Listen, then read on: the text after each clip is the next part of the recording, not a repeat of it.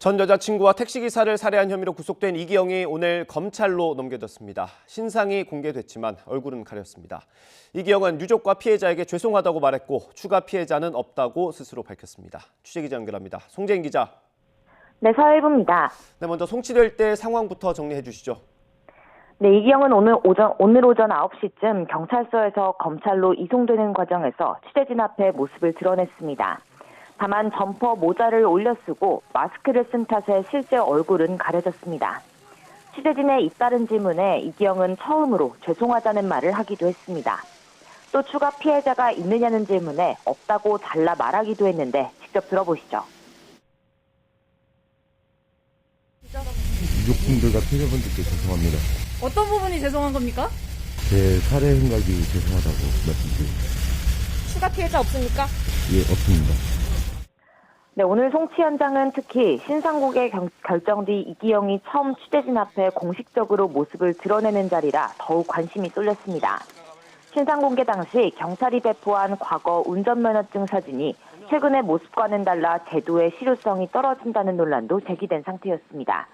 하지만 결국 오늘도 얼굴이 가려지면서 실물이 제대로 드러난 건 어제 시신수색 현장에서 비공식적으로 취재진에 포착된 게 유일합니다. 네, 이기영 혐의도 한번 보겠습니다. 혐의가 좀 바뀌었다고요? 네, 강도 살인 혐의로 바뀌었습니다.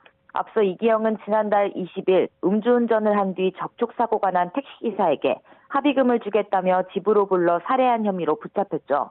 경찰은 이에 대해 애초 살인 혐의를 적용했었습니다. 하지만 조사 결과 경찰은 이기영이 택시기사에게 합의금을 줄 수 있는 경제력을 갖고 있지 않았고 또 전반적으로 경제적으로 어려운 상황에 놓여 있었다고 판단했습니다. 이에 따라 돈을 빼앗기 위한 계획된 살인일 수도 있다고 보고 최대 사형이나 무기징역 처벌까지 받을 수 있는 강도살인 혐의를 적용하기로 결론 내렸습니다.